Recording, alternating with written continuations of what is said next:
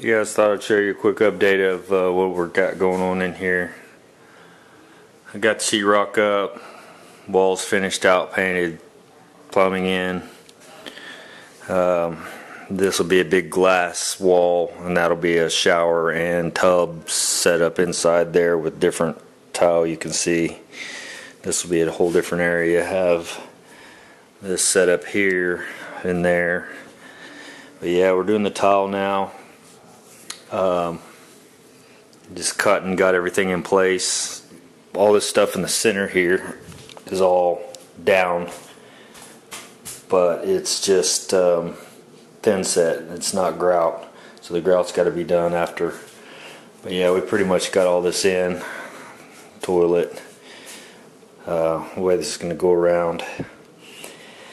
But I still got to pull all this stuff up and mud underneath. They're just sitting in there. We cut everything first and then decided to go back and set them down, so that's what we've done.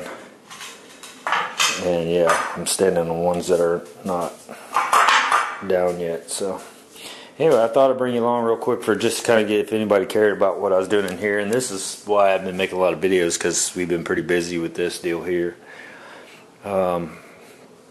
I really like to get this done so that I can get on to doing stuff that I love, and this is not one of those things that I love, but it's one of those things my wife loves, so we all know how that works.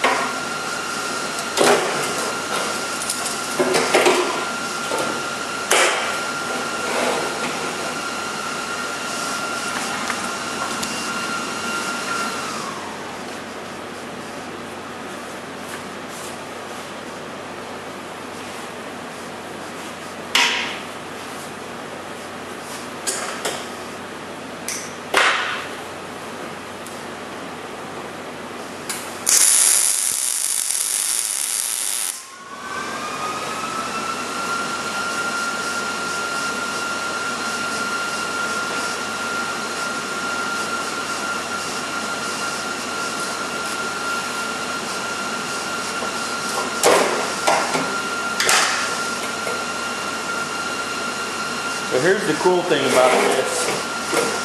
So I do these welds, and you can see the heat ring is just barely bigger, and I just did this one, just barely bigger than the deal itself. Whereas before, you can see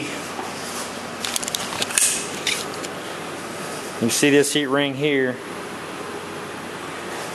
and I was having to just lay the heat to these to get this to penetrate, and even then it was just barely wanting to come through. Whereas now, man, if I lay any more heat to this, it's just gonna, you can see the difference there. I mean, it'll just melt on all the way on through. So yeah, big well, there's the perfect example. I had a hole right there. I've got a hole, and I'm gonna have to turn that welder down to fill that back in, but it melted it all the way down in there. So yeah, this welder's about twice the welder that, you know, as far as, well, obviously it's 220, but it goes to 230 amp, where that one went to 140. So it's making the difference, and it's going to make this quick work, because like I said, this is not getting very hot. By the time it heats up just a little bit, I jump over here, this one's cooled back down. So before, man, this whole freaking panel was getting so hot because it was just taking so long to weld this up. So anyway, yeah, that's it. See you guys. Alright, there they are with the new welder.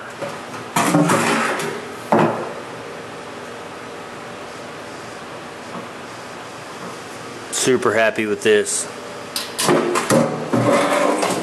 Super happy.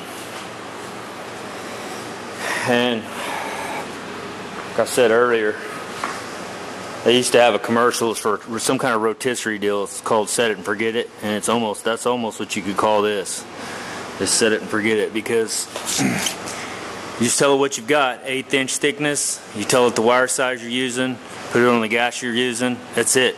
And it does everything else for you.